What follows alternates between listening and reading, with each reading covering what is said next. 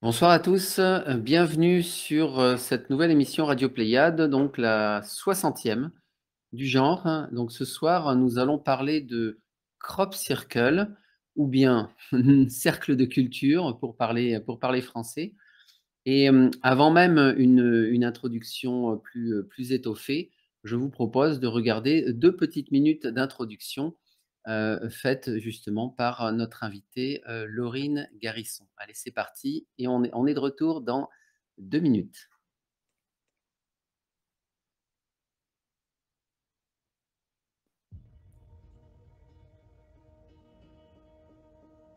Depuis des temps immémoriaux, la planète Terre est visitée, l'humanité accompagnée dans son évolution. De nombreuses histoires à travers les âges relatent des rencontres, des connexions avec des êtres stellaires venus pour enseigner aux terrestres les fondements des lois universelles et cosmiques et rappeler à nos mémoires notre véritable nature et notre place dans l'univers. Chaque grande civilisation, au travers de ses peuples, ses tribus, ses cultures, évoque dans leurs chroniques, leur mythologie, la présence de ces dieux à leur côté. Des multitudes célestes, une seule va sceller pour l'éternité notre destinée à la sienne et unifier nos liens. De Teotihuacan à Gizeh, de Caral dans le désert du Pérou,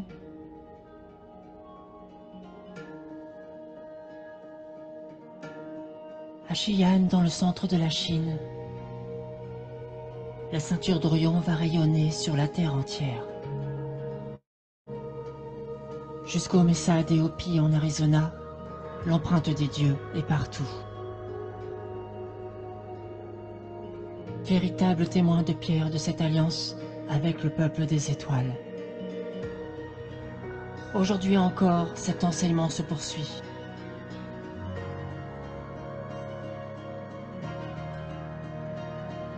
Il éveille nos consciences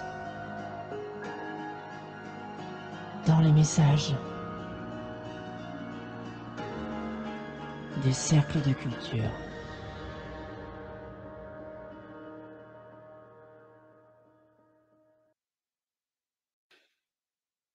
Et voilà, donc bienvenue à tout le monde pour cette nouvelle émission Radio Pléiade, pour parler des cercles de culture avec Laurine. Bonsoir Laurine. Bonsoir Hervé. Eh Ben, bien, merci de m'inviter ouais. dans ton émission. J'en suis très heureuse. Eh ben, merci de venir dans mon émission. J'en suis également très heureux. C'est super que tu aies pris l'initiative de me contacter, justement.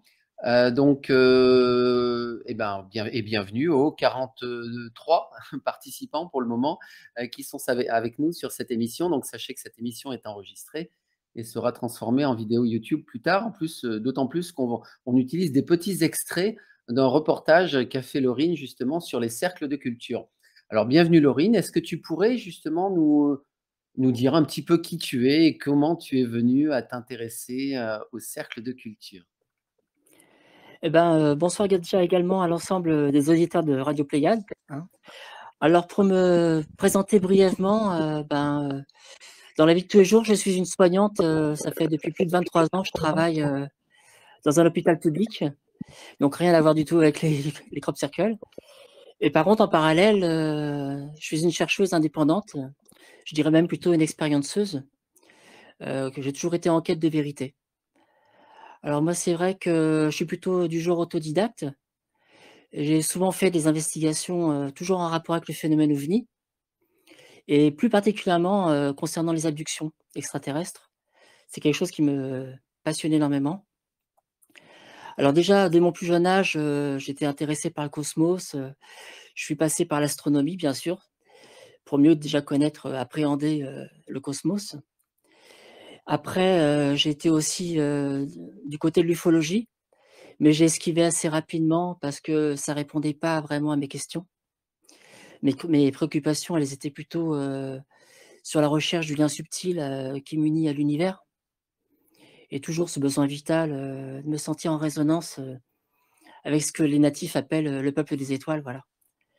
Donc, pour résumer, j'ai toujours orienté mes recherches là où je ressentais, une connexion possible et ce lien d'esprit et de cœur avec la source, cette véritable famille stellaire que je recherche en fin de compte, j'ai j'ai commencé en fin de compte tout au début à faire des recherches, qui n'avaient rien à voir. C'était en fin de compte avec sur les anomalies des structures artificielles qu'on peut trouver sur les corps célestes ou les planètes de notre système solaire. Donc j'ai commencé en fin de compte très, très loin par récupérer, grâce à un ami, il me procurait lui en fin de compte des images de clichés de la sonde américaine Clémentine. Donc c'est une sonde qui a été lancée, en janvier 94 et qui a fait énormément de clichés, de la Lune et qui est restée je crois 70 jours en orbite lunaire et donc moi mon objectif à l'époque, c'était d'analyser les clichés lorsqu'ils étaient exploitables bien sûr et pour y détecter éventuellement des signes soit d'activité ou la présence d'artefacts. Alors, c'était un très long travail, j'ai fait ça pendant presque 10 ans en collaboration avec cet ami, donc qui me fournissait en clichés. Mais le problème, de ces recherches, c'est qu'il y avait l'impossibilité de pouvoir, se rendre sur place pour vérifier, l'exactitude de mes recherches. Donc c'était assez frustrant et donc après 10 ans de recherche derrière un ordinateur, bah, j'ai décidé de poursuivre mes recherches, mais sur un plan terrestre. Donc là, j'ai commencé à entendre parler du phénomène des cercles de culture. Alors c'est vrai qu'en France, on en parlait très, très peu.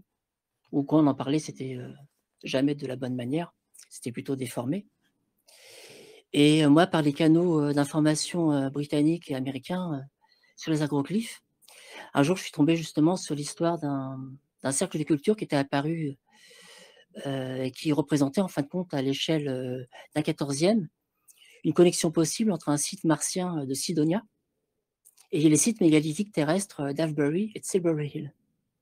Donc ça, tout de suite, ça m'a fasciné, mais vraiment fasciné. Et là, je me suis mise au travail et je me suis dit qu'enfin je pouvais trouver un endroit, je pouvais faire des recherches avec, la possibilité d'aller me rendre sur place et de vérifier des informations, de première main, quoi. Voilà. Alors, tu utilises le terme justement d'empreinte des dieux dans l'introduction du reportage que tu as fait. Donc, bon, bah, justement, c'est le moment d'en parler. Donc, tu as une chaîne YouTube qui s'appelle Cercle de culture, l'empreinte des dieux, c'est ça?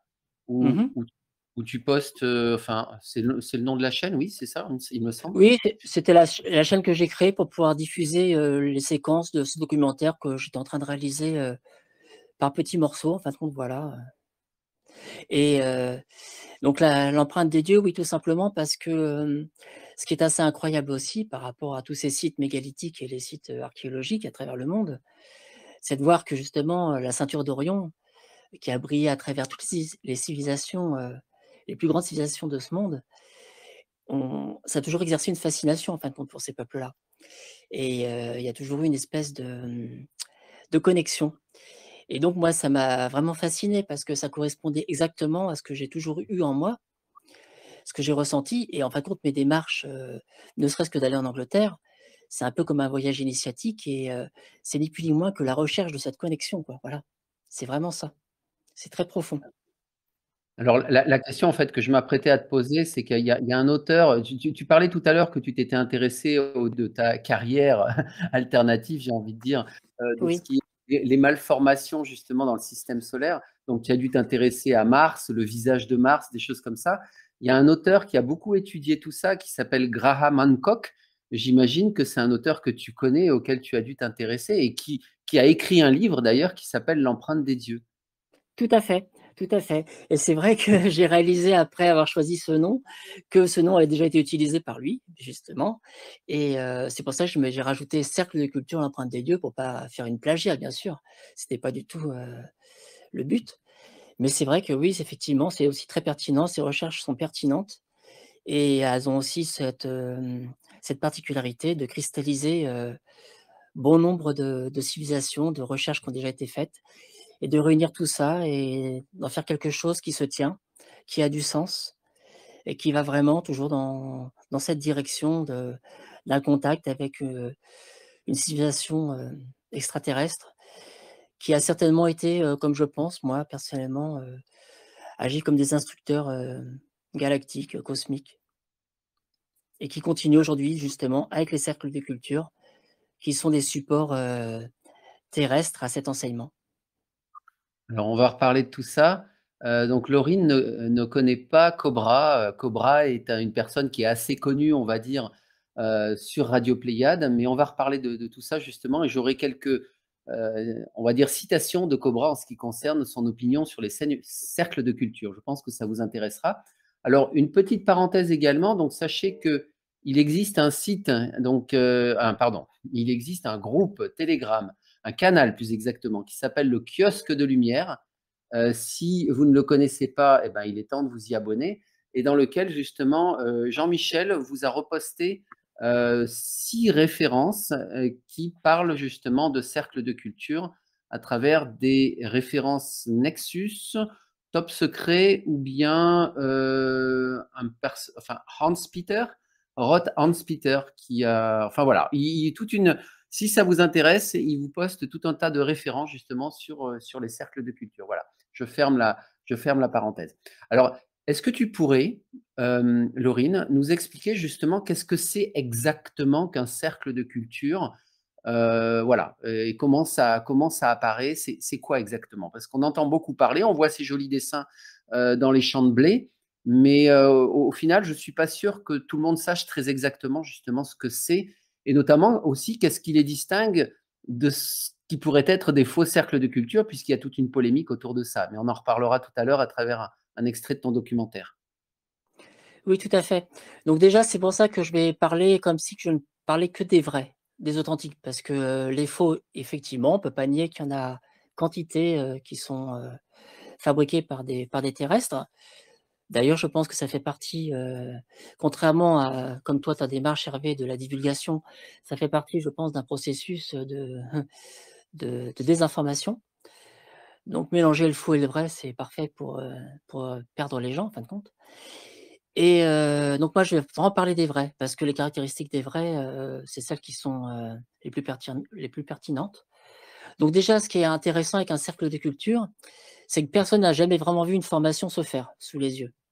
Tout ce qu'on peut voir traîner sur le net, souvent c'est du fake, hein, c'est du montage vidéo, on n'a jamais réussi. Il y a même eu d'ailleurs des opérations qui ont été faites par un célèbre anglais, un chercheur indépendant qui s'appelle Colin Andrew, qui avait fait d'ailleurs une opération avec, les militaires. Ils avaient essayé de quadriller toute une parcelle d'un champ pour essayer de surprendre justement les créateurs, de ces cercles, et comme à chaque fois dans cette, région du sud de l'Angleterre où il y a souvent, la nuit et le matin une petite brume, et ben, c'est là qu'on découvre, avec étonnement, une figure qui apparaît, qui n'était pas présente la veille ou des fois quelques heures avant, et en général personne ne le voit, hein, personne ne voit cette formation se faire. Donc déjà, c'est ça qui est très, très, étonnant, et donc ces figures, il y en a toutes sortes. Alors il faut savoir que c'était très évolutif.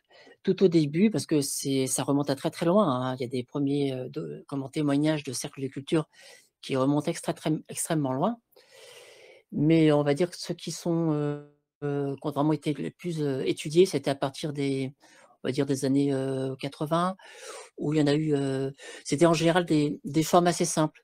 C'était des cercles tout simples, des formes circulaires, soit reliés un peu comme des haltères, avec des formes géométriques assez simples, et c'est seulement dans les années 90 que ça a commencé à se complexifier, et même d'ailleurs que les mathématiques ont commencé à devenir un langage qui s'est imbriqué dedans.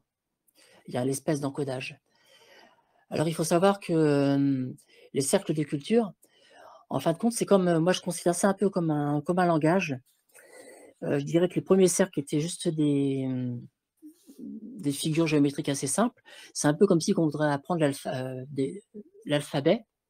Donc on commence par apprendre des lettres, et après une fois qu'on commence à les connaître un peu, bah, là on passe à des mots, et c'est comme ça que je pense que dans les années 90, tout s'est complexifié, et je pense aussi que c'est suite, parce qu'il y a quand même l'intelligence qui est derrière. Il y a eu tellement d'opérations de désinformation que je pense qu'à un moment donné, le phénomène a voulu montrer aussi que, qu'il fallait mettre un terme à cette espèce de scandale, quoi, de désinformation qui faisait beaucoup de tort au phénomène, et donc je pense qu'il a commencé à mettre la barre un peu plus haute pour, révéler aussi cette supériorité, je vais dire, de maîtrise peut-être technologique dans la réalisation de ces figures.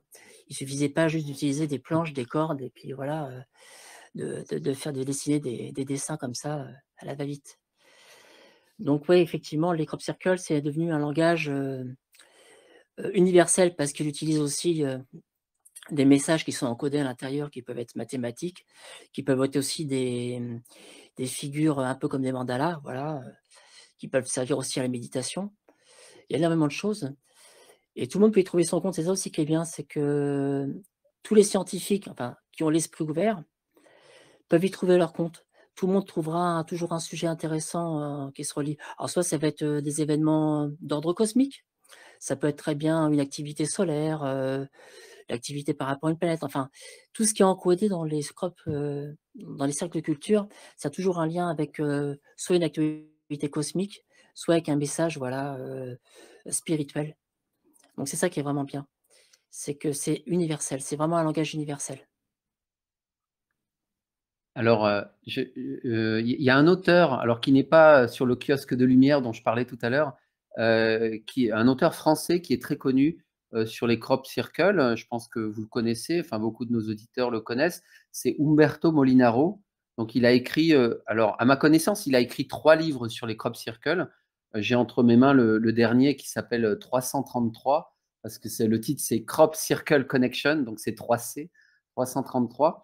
Et justement, en fait, il parle de ça, de cet aspect, de ce langage qui est à la fois un langage, je dirais, mathématique, géométrie sacrée, symbolique. Enfin, il y a plein, il y a vraiment différents niveaux. Et il insiste justement dans son livre sur le, comment dire, la connexion qu'il peut y avoir entre les crop circles qui apparaissent et des groupes qui sont là justement pour les étudier à ce moment-là. C'est-à-dire que les crop circles, et j'aurai une anecdote d'ailleurs à vous raconter plus tard dans l'émission, en fait, les crop circles peuvent apporter des réponses par rapport à des questions que les personnes, que les observateurs de crop justement se posent. Est-ce que tu as connu cette expérience toi-même, Laurine? Alors, moi personnellement, non, pas par rapport à ça. Par contre, effectivement, c'est vrai que, dans l'histoire, des crop circles, des apparitions, oui, on a des choses, notamment avec le message de Shibbolton, je ne sais pas si tu en as entendu parler? C'était en fin de compte une réponse par rapport à un message qui avait été envoyé, dans l'espace, par le radiotélescope d'Arecibo en 1974. Ça avait été envoyé je crois que c'était vers la l'amas globulaire, M13, je crois, c'était, ouais, vers Hercule et en fin de compte, 27 ans après, il y a une réponse qui est apparue, en Angleterre, près d'un télescope aussi, donc à Shibbolton, qui reprenait en fin de compte le dessin originel, ouais, qui avait été encodé, par les scientifiques, avec des modifications. Alors c'était des différences au niveau, de l'ADN, au niveau il y avait aussi une forme humanoïde, qui apparaissait et puis il y avait aussi le télescope de Shibbolton qui était encodé aussi dedans et ça a suivi comme ça. Il y a eu une réponse déjà, en 2000. Il y a eu un premier crop circle qui est apparu. Après, il y en a eu un autre en 2001 et il y en a encore eu un autre en 2002, un fameux, message avec l'extraterrestre qui apparaît dans le champ, qui tient un disque, d'ailleurs qui était encodé, c'était un codage ASCII, voilà et dedans d'ailleurs, certaines personnes ont essayé de décoder, ce message, qui était en binaire et ils avaient obtenu, je crois, un message, qui disait, bon, ben, voilà, c'était une réponse à un peu à l'imposture, que certains terrestres faisaient, par rapport au phénomène et qu'eux, ils étaient là pour, rétablir un peu la vérité aussi, quoi. Donc oui, c'est très intéressant et oui, je pense que, ça peut être, même par rapport à des méditations collectives, je pense que les crop circles peuvent, apporter des réponses, c'est clair. C'est tout à fait possible. Ça, j'en suis persuadé. Alors, raconte-nous un petit peu justement tes aventures autour des crops, parce que finalement, toi, tu as campé en Angleterre pendant des jours et des jours. Alors, je ne sais pas d'ailleurs comment tu faisais. Tu étais sous la tente, tu avais t'avais un camping-car, je ne sais pas. Mais en réalité, tu as passé beaucoup de temps finalement à les attendre, ces crops, pour les observer une fois qu'ils apparaissaient. Oui, alors en fin de compte, ma démarche, elle est un petit peu différente. C'est-à-dire que les crop circles, pour moi, c'est juste une facette. C'est-à-dire que c'est la facette la plus visible d'un phénomène et d'une présence d'une intelligence qui est sur place ou qui est capable de faire des allers-retours assez rapides et d'une activité présente. Donc il fallait bien sûr que je réduise un peu, le territoire parce qu'en étant toute seule et ayant peu de moyens, j'avais choisi 3 sites. Voilà, 3 sites où je resterai, sur une semaine à chaque fois. J'ai fait ça pendant 3 saisons. Donc j'ai fait ça en 2004, 2005 et 2007. Donc j'avais choisi, le site de Silver Hill. C'est un tumulus qui est très connu. Il y avait un sanctuaire aussi qui s'appelle, le sanctuaire de Westkinet Long Barrow. Et puis il y avait justement la fameuse colline de Golden Ball Hill, qui était un très bon point de vue, un très bon panorama pour surveiller une très grande, comment on va dire, portion de champs qui me permettait comme ça de pouvoir éventuellement, surveiller, la moindre activité. Alors oui, j'y suis allée toute seule, mais c'était voulu aussi parce que je voulais vraiment, dans ma démarche, comme je disais un peu tout à l'heure, dans un peu comme un voyage initiatique, je voulais me retrouver seule face au phénomène et moi, autant que les crop circles, ce qui m'intéressait, c'est justement tous les phénomènes, connexes aux crop circles. C'est-à-dire tout ce qui était ovni, tout ce qui pouvait être éventuellement, photo surprise qu'on peut avoir, tout ce qui pouvait être, rencontre effectivement, rencontre rapprochée, parce que ça peut aussi arriver. Voilà donc et puis il y avait aussi le phénomène des ball of light, donc ils sont en fin de compte des boules de lumière qui peuvent apparaître et disparaître, très rapidement et qui d'ailleurs sont souvent assez présentes, près des figures, près des formations et donc tout ça, c'était ça qui m'attirait. Je voulais vraiment me retrouver, sur ces terres-là pour être pleinement, en connexion avec, cette intelligence et je voulais vraiment essayer de rentrer en contact avec, cette intelligence, qui est vraiment sur place, qui est vraiment active et sur place. Alors tu dormais à la belle étoile? Qu'est-ce que tu faisais? Tu veillais toute la nuit, dans l'attente qu'il se passe quelque chose? Ou bien comment ça se passait concrètement là? J'ai jamais alors je me suis posé la question, je me dis: «Ça doit être quand même assez passionnant de d'attendre la nuit, un crop circle sur des» en fait, c'est des lieux énergétiques d'ailleurs. Tu bon, là où tu vas déjà à la base, c'est des lieux qui sont connus comme étant des lieux d'apparition régulière de crop parce que c'est des lieux qui portent une énergie, en soi particulière, des vortex d'énergie. Oui, tout à fait. Alors, en fin de compte, il faut savoir des crop circles, il y en a qui apparaissent à travers le monde, hein, il y en a énormément. Simplement, le choix du sud de l'Angleterre, c'était un choix stratégique parce que moi, partant à peu près, l'équivalent d'une semaine, là-bas, il fallait que pour essayer d'avoir un maximum d'expérience, il fallait que je choisisse un endroit qui était potentiellement le plus actif et c'est vrai que cet endroit-là, le site où il y a les sites mégalithiques, est réputé pour ça. Voilà, parce que c'est quand même un endroit assez chargé. Les lignes de force, les lignes telluriques, dont tu parles, c'est ce qu'ils appellent en Angleterre les ley lines et voilà, c'est très intéressant et oui, effectivement, j'avais choisi cet endroit-là parce que ça augmentait mes chances de voir plein de choses. D'ailleurs, là-bas, il y a des Anglais qui sont à l'année, qui ont jamais vu autant de choses que moi, tu vois? Alors que moi, j'y étais pas très longtemps. Mais simplement, vraiment ce qui est important, si je dois donner une recommandation à des gens qui devraient faire l'expérience, parce que je pense que moi, c'est ce que je conseille aux auditeurs, hein, c'est vraiment de faire, des expériences directes, vérifier toujours par soi-même. C'est vraiment d'y aller avec un cœur pur et puis vraiment, être prêt à recevoir une vraie expérience, voilà et moi, j'y allais donc je suis parti avec ma voiture. Je dormais dans ma voiture, je campais en fin de compte, hein, j'avais pas de tente, je dormais dans ma voiture. Je me répartissais, mon séjour sur, 3 lieux donc comme je disais tout à l'heure. Il y avait des jours, j'allais à tel endroit, après je changeais d'endroit, voilà, je revenais, je faisais des allers-retours comme ça. J'y allais au feeling, beaucoup au feeling parce que je suis assez sensitive et je marche beaucoup à mes ressentis. Donc ça a été un peu mon radar intérieur qui m'a guidée un peu et c'était un peu mon guide et c'est vrai que contrairement à beaucoup de gens qui viennent, comme de simples curieux, se rendre dans les cercles de culture et qui après le soir retournent à l'hôtel, voilà, parce que c'est vrai que là-bas, on rencontre beaucoup de gens de la terre entière, hein. Il y a des chercheurs qui viennent de toute la planète, hein, tous les étés, ça fourmille. Bon, ben, moi, je restais sur place et il y avait une autre particularité, c'est que je m'intéressais beaucoup aussi au druidisme et là-bas, il faut savoir qu'en Angleterre, ils sont très actifs aussi et ça m'a permis d'assister à des rituels druidiques directement sur les sites mégalithiques en pleine nuit. Donc on voyait des gens, des fois, se balader dans les champs à minuit. venir avec des tambours, faire des choses, même des fois des gens qui étaient en costume cravate après leur travail, qui sortaient. Moi, j'ai repéré des petits endroits qui étaient, bon, un petit peu secrets, pour les Anglais, et ils allaient déposer des petites offrandes, ils accrochaient des choses dans les arbres, notamment aux chênes, les chênes sacrés, et voilà, et puis après ils repartaient comme ils étaient venus. Il y a vraiment aussi ce culte-là, le culte, c'est vraiment un endroit chargé, un endroit mystérieux, et c'était vraiment c'est vraiment le plus bel endroit qu'on puisse imaginer pour être en contact avec, pas le surnaturel, mais cette connexion justement subtile avec, le visible et l'invisible. Là-bas, c'est vraiment ça. On est toujours à la frontière, on est toujours à la frontière. Moi, je considère que là-bas, les cercles de culture, c'est un peu comme des ambassades. C'est un territoire neutre. Une fois qu'on pénètre un crop circle, on est entre ciel et terre. On est entre 2 eaux, et voilà, avec un état de conscience qui se modifie, et c'est une expérience, merveilleuse, vraiment. Alors attends, et précise ça un petit peu.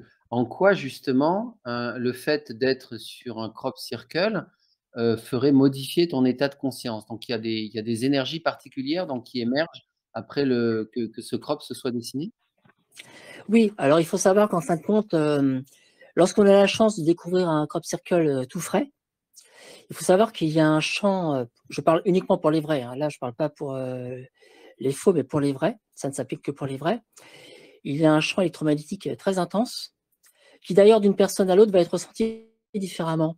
Il y a des gens qui vont se sentir, mal à l'aise, qui vont avoir un peu la nausée, envie de vomir, des vertiges, et puis d'autres personnes, qui eux par contre, vont se sentir, comme si qu'ils avaient une expansion de la conscience, un état de conscience modifié, quelque chose vraiment, ça rend pas euphorique, mais quelque chose qui t'ouvre un peu, comme si qu'on disait, voilà, ça t'ouvre ta glande pinéale, pareil.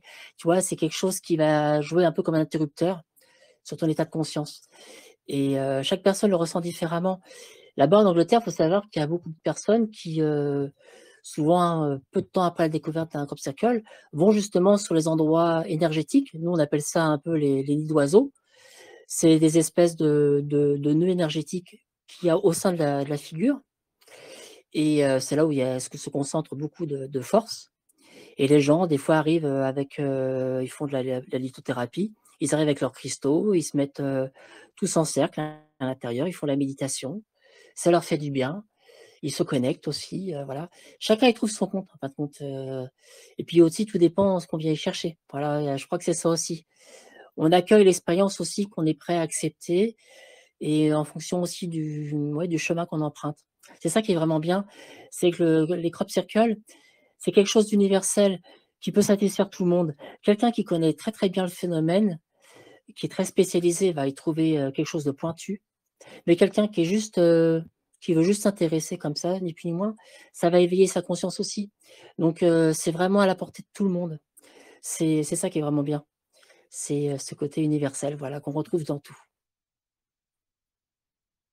Alors, bah, j'incite, du coup nos auditeurs, là on est 76 participants donc, sur cette émission, donc bienvenue à tous, bienvenue à ceux qui nous rejoignent donc pour parler des cercles de culture, des crop circles avec Laurine Garrison. Donc je vous invite allez-y, à lever la main si vous le souhaitez intervenir, poser une question, ou peut-être que vous aussi vous êtes, «chasseur» entre guillemets, je sais que tu aimes pas trop ce mot-là, de crop circle.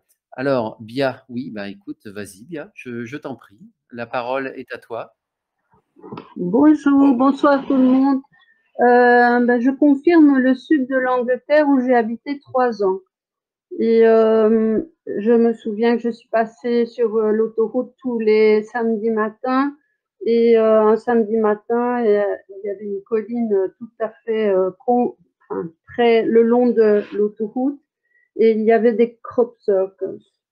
J'étais vraiment, ça m'a fait vraiment quelque chose de, enfin, comme une déflagration, mais très positive. Le samedi d'après, il n'y avait plus rien, plus rien, plus de traces, rien du tout. Voilà. Et je confirme aussi qu'en Angleterre, ils sont très ouverts, très humbles face à tout ça. Et j'ai eu différentes réponses à différentes questions très importantes dans ma vie là-bas. Voilà.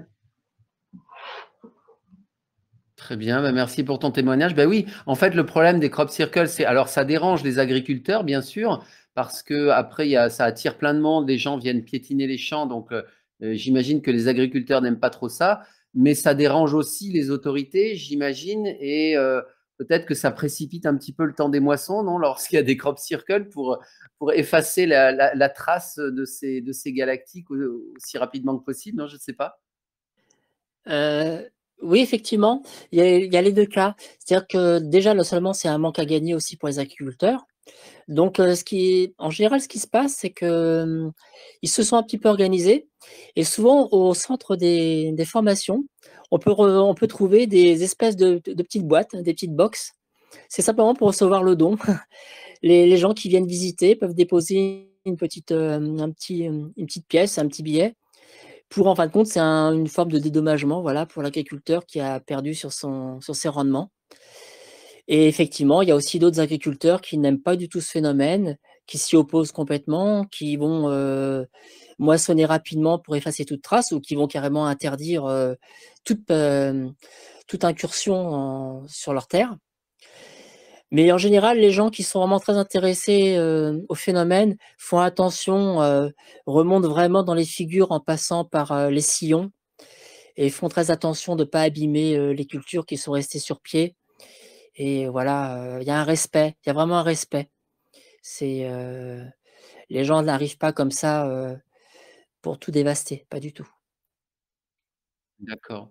Alors, je vais faire une petite citation extraite d'un vieil entretien, en fait, qui date de 2013, donc de la personne que nous connaissons bien là, dans la tribu, on va dire, donc du contacté Cobra, contacté Pléiadien. Donc la personne lui demandait justement, en 2013, il n'y a pas eu fondamentalement de crop circle en 2013. Pourquoi cela? Et Cobra a répondu à ce moment-là, donc le but des crop circles, tenez-vous bien, était de réveiller une certaine partie de la population humaine et d'attirer son attention. Je pense que ça a été réussi. Maintenant, le but est de réveiller le segment suivant. Donc, le crop circle serait, d'après Cobra, donc une façon finalement de nous réveiller pour ceux qui ont besoin de se réveiller. Mais je dirais même plus loin, vous ramener, enfin faire passer aussi certains messages. Il y a quand même des messages très clairs qui passent à travers les crop circles. D'ailleurs, à ce propos, Laurine, je ne sais pas, pour toi, quel est le crop circle dont le contenu, j'ai envie de dire, symbolique ou, enfin, tu parlais de langage tout à l'heure, tu as le plus apporté finalement en termes d'information, une révélation? Est-ce que un crop circle, plus qu'un autre, a été une révélation pour toi en termes de contenu? Alors, pas en termes de contenu, mais déjà ne serait-ce qu'en prouesse, technique, on va dire. Il y a eu un fameux, crop circle, qui était en fin de compte pareil, un langage mathématique, c'était un ensemble de Julia. Donc, l'ensemble de Julia, il faut savoir que ça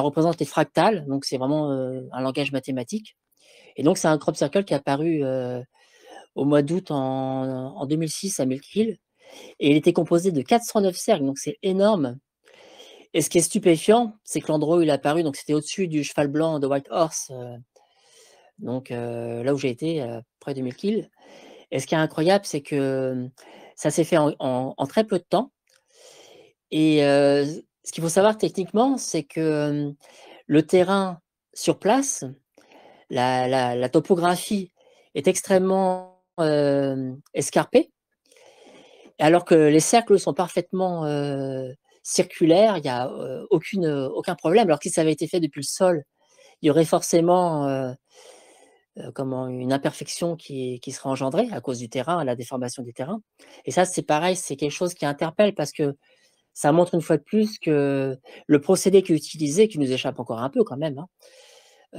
on voit bien que c'est un procédé qui lui ne n'est pas fait à partir du sol, quoi. Voilà, c'est quelque chose qui est en suspension et qui dessine la figure, et ça, c'est vraiment incroyable et quand on voit la taille, par exemple, l'ensemble de Julia, il faisait à peu près 267 mètres, je crois, de diamètre. 267 mètres, c'est énorme et en très peu de temps. Il y a eu des crop circles, des fois, qui ont été faits, il y a beaucoup d'aviateurs qui passent souvent, ne serait-ce que pour, présenter les figures, de l'année à des touristes, hein, voilà Et des fois, le temps de faire l'aller-retour, il y a des crops qui sont apparus, quoi.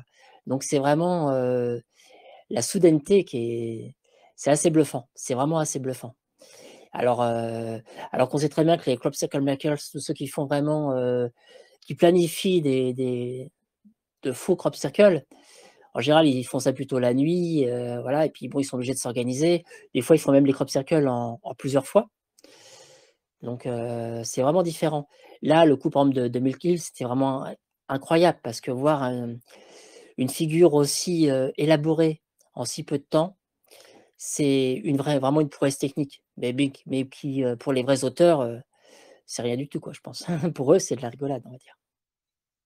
Ce serait intéressant d'ailleurs, par rapport à cette polémique, enfin, ou cette désinformation organisée par certains groupes qui construisent des faux crop circles pour semer la confusion.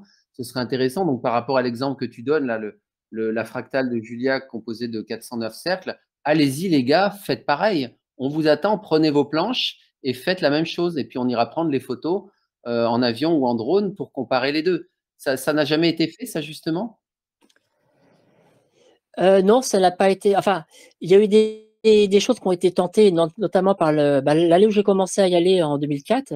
Je suis tombé sur l'équipe de tournage du National Geographic qui était sur place, donc qui était à West Kettering Barrow. Ils étaient en train justement de faire un tournage de nuit où c'était bien sûr, c'était pas un crop circle authentique, ils étaient en train d'en faire un comme ça. Voilà, c'était pour un documentaire qui était en train de se tourner.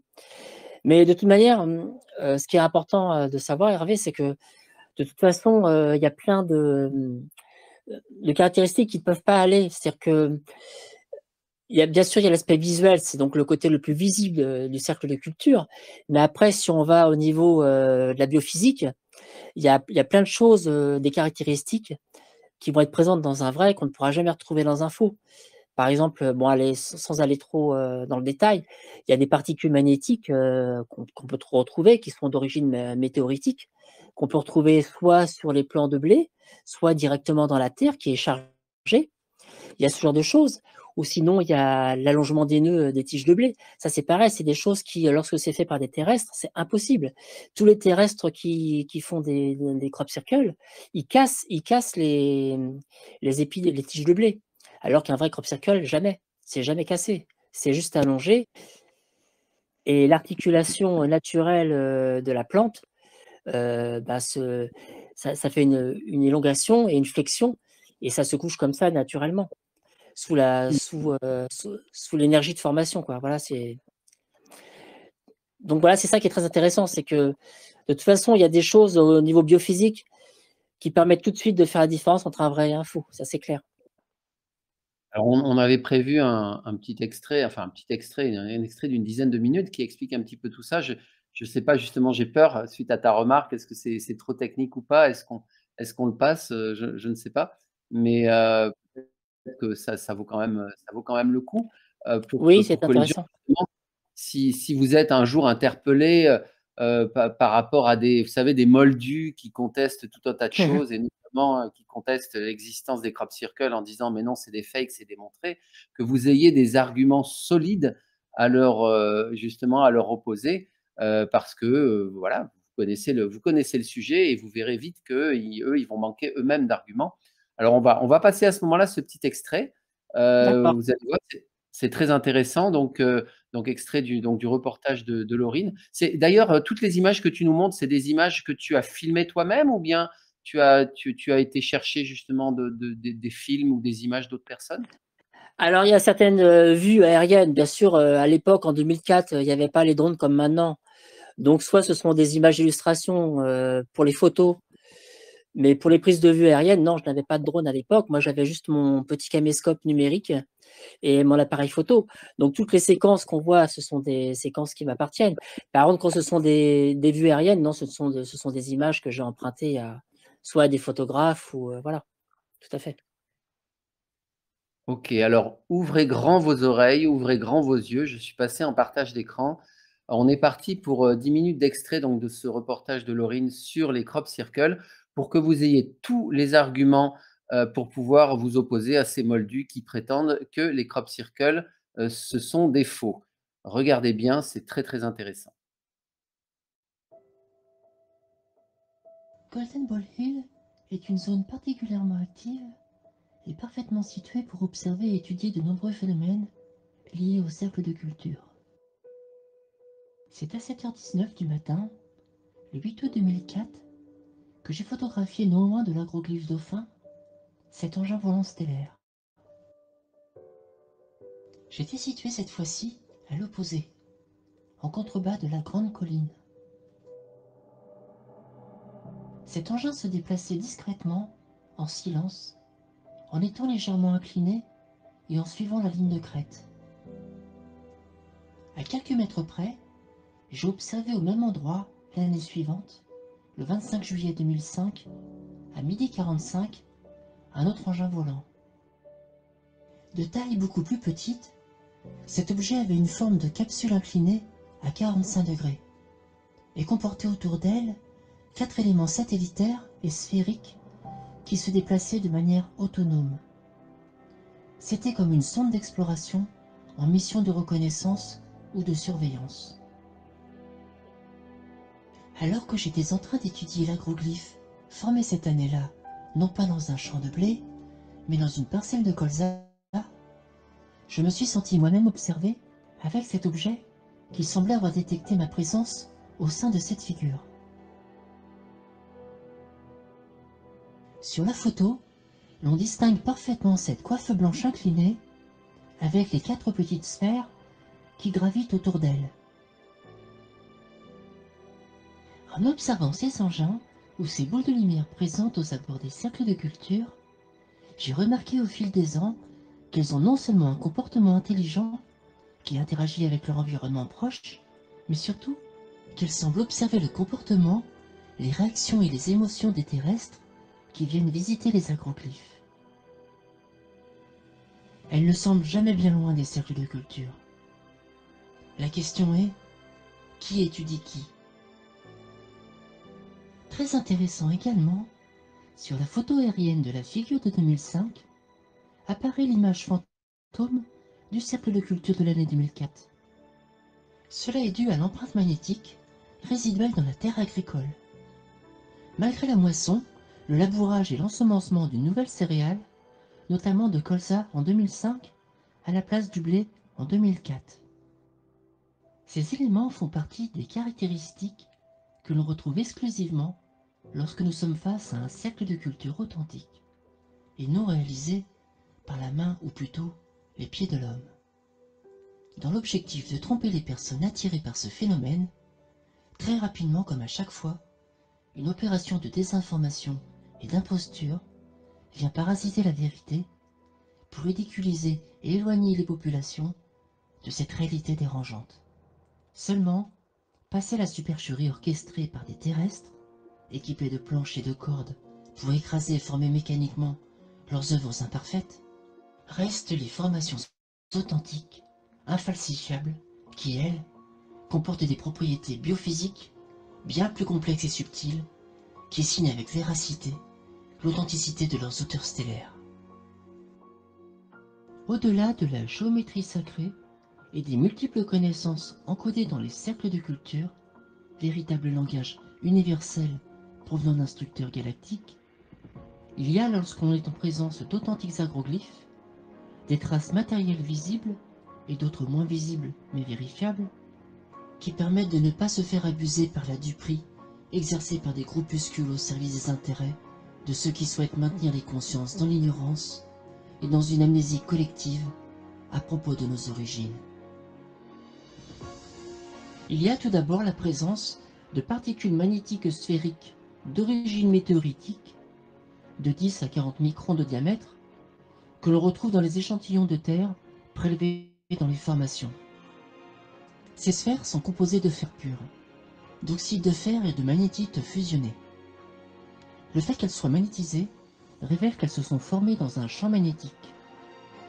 La deuxième photo montre les traces de matériaux magnétiques fondus adhérant au grain des céréales des agroglyphes. Souvent, ces particules sphériques hautement magnétisées se trouvent regroupées autour ou juste sur le bord des périmètres des formations, ce qui suggère que la force centrifuge répartit ces composants vers les bords des zones aplaties ou couchées. Dans certains cas, Ces dépôts magnétiques étaient présents au niveau central des plantes couchées, à l'épicentre du cercle. Une force de rotation, comme un vortex de plasma en spirale, semble être à l'origine de ces dépôts.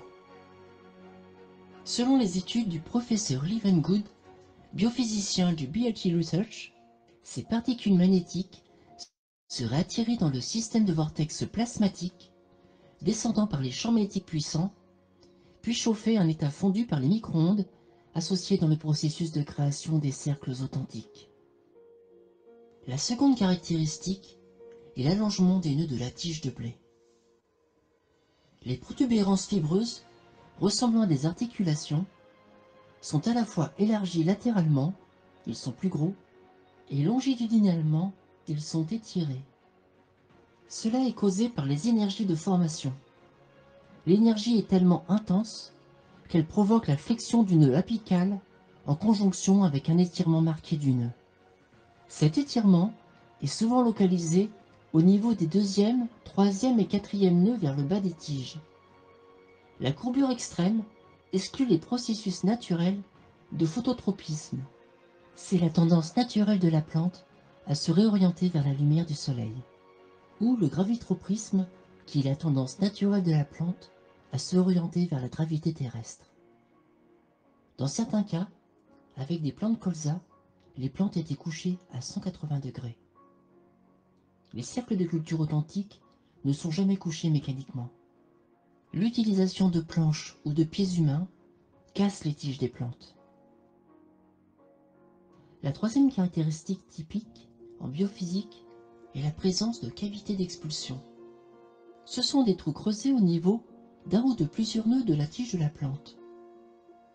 Ces trous sont des anomalies causées par l'exposition au rayonnement des micro-ondes, qui transforment instantanément l'humidité interne de la plante en vapeur. Si les micro-ondes sont suffisamment intenses et la quantité d'humidité au niveau du nœud de la tige importante, la vapeur en expansion rapide dans ces nœuds inférieurs ne peut s'échapper qu'en soufflant des trous à travers les fibres externes résistantes de ces nœuds inférieurs. Pour les nœuds apicaux ou supérieurs, de la partie la plus jeune de la plante, les fibres externes plus élastiques, sous le même effet de la vapeur, étirent les nœuds au sommet des plantes. L'assombrissement du nœud de la tige autour des cavités d'expulsion sont la résultante de la croissance d'un champignon opportuniste appelé l'Ostylago tritici, ou plus communément le charbon du blé. Il se forme sur l'exsudat libéré depuis l'intérieur de la tige de la plante. La quatrième caractéristique concerne les anomalies de développement des graines des plantes. Souvent, par rapport aux plantes témoins, c'est-à-dire celles qui se trouvent à côté du cercle de culture dans la même parcelle, les graines des plantes exposées à cette énergie micro-ondes deviennent, lors de leur développement futur, plus petites et rabougries comparées aux autres. De plus, leur germination est souvent réduite, voire compromise.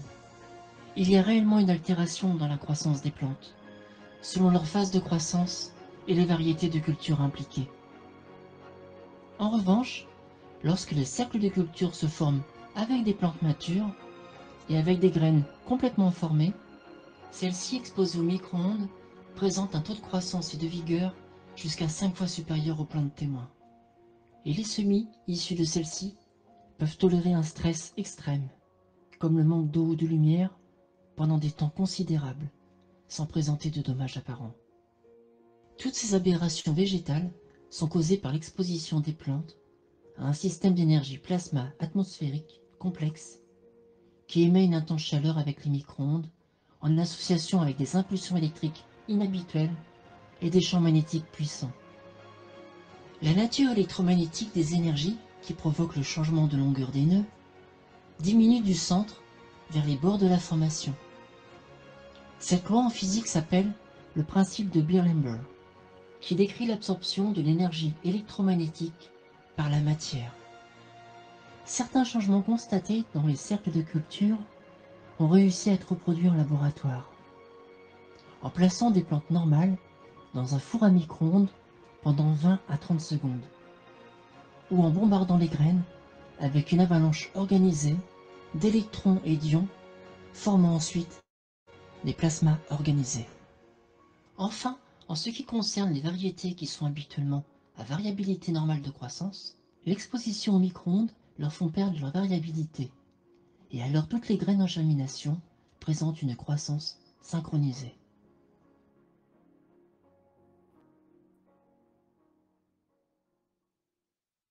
Alors voilà, c'est terminé pour le reportage. Donc, vous voyez maintenant, si on vous dit, bah non, c'est des fakes, les crop circles, bah vous pouvez dire, vous pouvez vous lancer dans une discussion sur le phototropisme, le gravitropisme, les cavités d'expulsion ou les anomalies de développement des graines. Donc, bon courage à votre interlocuteur qui était parti pour vous convaincre que finalement, les cercles de culture, c'est du bidon. Alors, ben voilà, je vous invite, hein, les auditeurs, à réagir par rapport à cet extrait donc, de ce reportage. Dis donc, c'est quand même super sérieux ton reportage. Tu arrives presque à nous perdre tellement c'est scientifique finalement les phénomènes des crops. Bah oui, en fin de compte, c'est ça, c'est que si tu veux, bon moi je j'ai pas fait ça pour prouver quoi que ce soit, hein, c'est pas du tout ma démarche première. Ce que je veux, c'est un peu réinformer là où je trouve qu'il y a trop de désinformation et c'est pour ça que je me suis dit que au-delà de mes expériences personnelles, c'était important aussi de rétablir certaines vérités et de montrer que c'était beaucoup plus complexe que que ce qu'on pourrait imaginer en fin de compte quand on connaît pas trop le sujet. On croit que c'est juste comme ça, une figure, faite avec des planches et des ficelles. Il y a pas ça du tout et là encore, j'ai pas tout évoqué, mais le fait de parler des croppes fantômes, par exemple, qui, lorsque le cultivateur laboure sa terre et l'année d'après, même s'il a ressemé autre chose, des fois la figure de l'année dernière réapparaît en négatif. Ça montre bien aussi qu'il y a une empreinte magnétique résiduelle qui reste dans la terre, qui reste chargée. On a beau la retourner et ça fait que, ben, elle va influencer même sur la croissance, des plantes de l'année d'après, quoi, voilà. Il y a ça, il y a, bon là on l'a pas vu dans cet extrait, mais il y a un autre extrait où pareil j'ai fait cette expérience. Bon, j'avais pas beaucoup de moyens, j'ai fait avec une boussole et un téléphone. Par exemple la boussole qui perdait un peu le nord, dès qu'elle rentrait dans la formation et pareil mon téléphone, bon à l'époque c'était pas les mêmes téléphones, hein, c'était pas le même système, mais bon, c'était des GSM et pareil j'avais la porteuse parfaite avant de rentrer dans le crop circle. Une fois que je rentrais dans la figure, c'était terminé, j'avais tout perdu.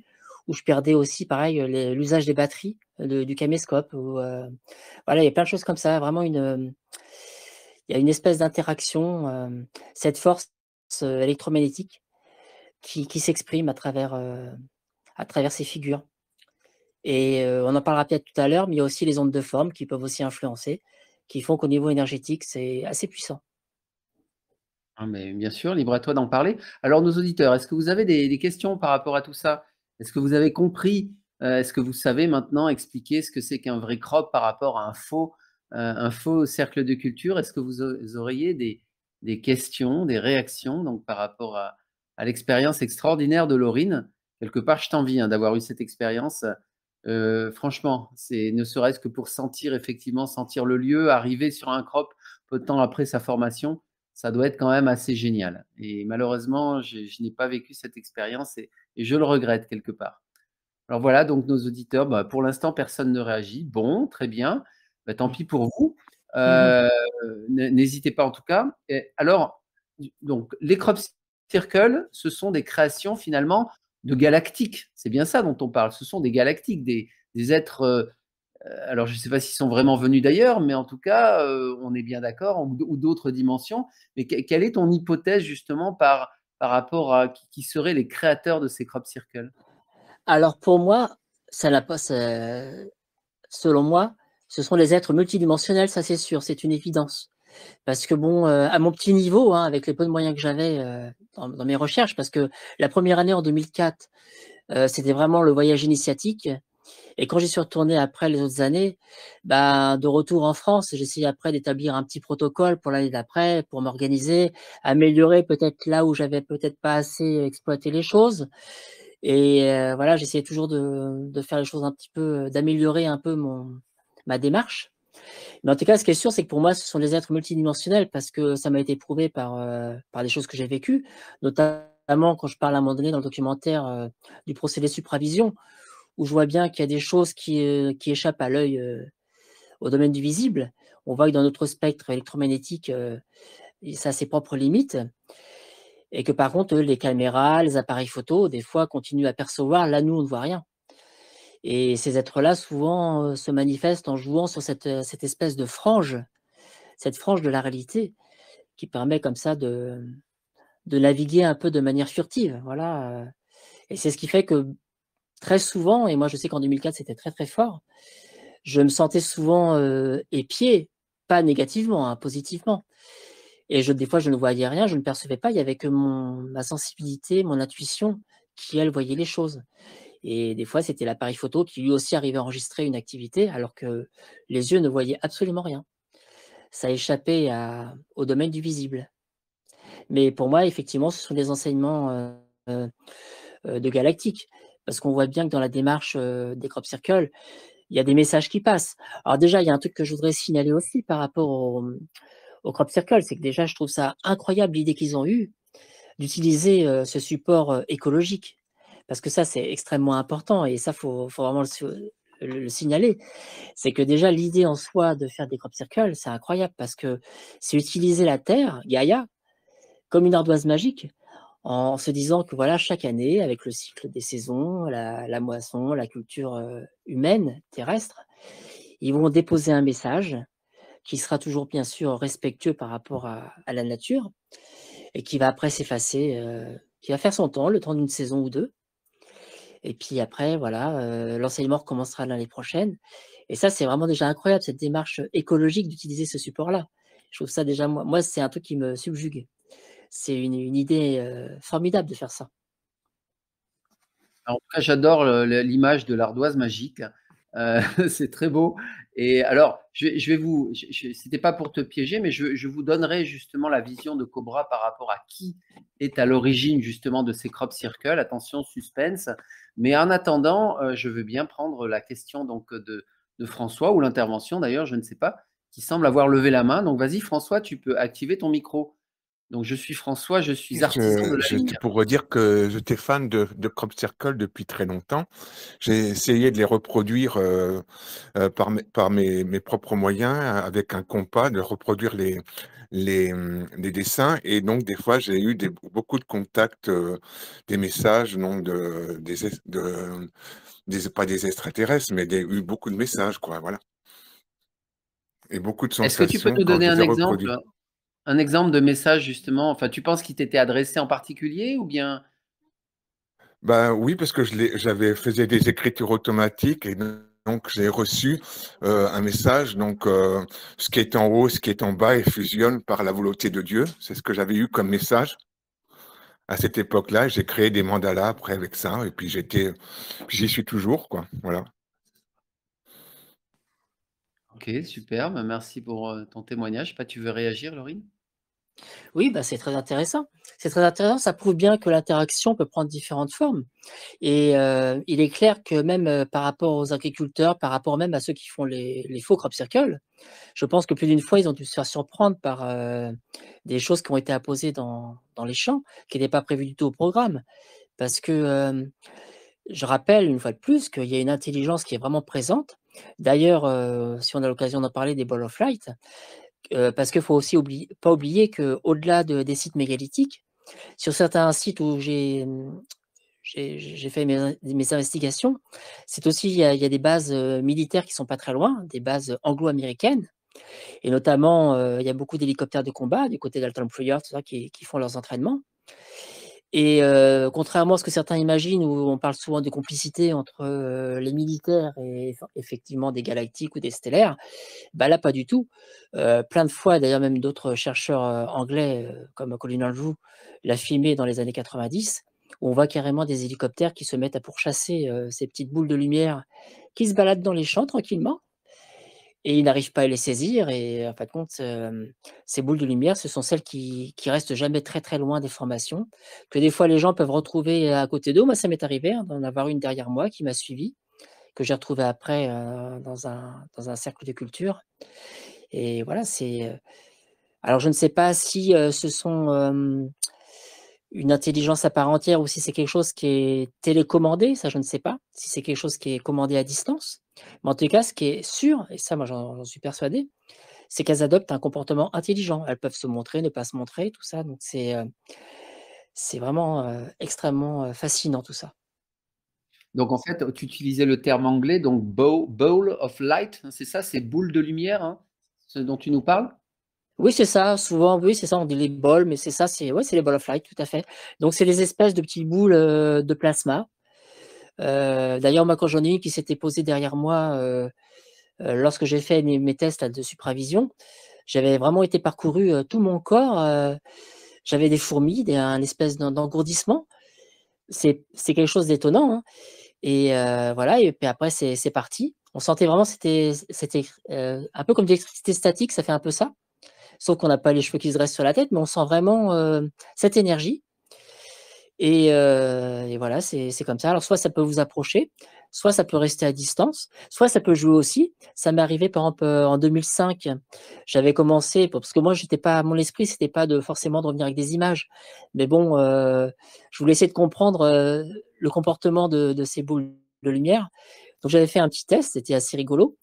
J'avais été sur la Golden Ball Hill, là, sur la fameuse colline, et j'avais mis un caméscope sur pied qui filmait à droite, et moi je faisais des photos à gauche. Et je m'étais rendu compte que des fois la ball of light profitait pendant que je tournais le dos pour se déplacer, quoi. Voilà, donc c'est étonnant. C'est là que je parle vraiment d'intelligence. On voit vraiment que c'est quelque chose qui réagit à son environnement et qui peut jouer avec vous et qui peut aussi décider de se montrer ou de ne pas se montrer. Donc je tiens aussi à souligner le fait que la démarche, l'approche qu'on a par rapport au phénomène est extrêmement importante sur les résultats qu'on peut obtenir.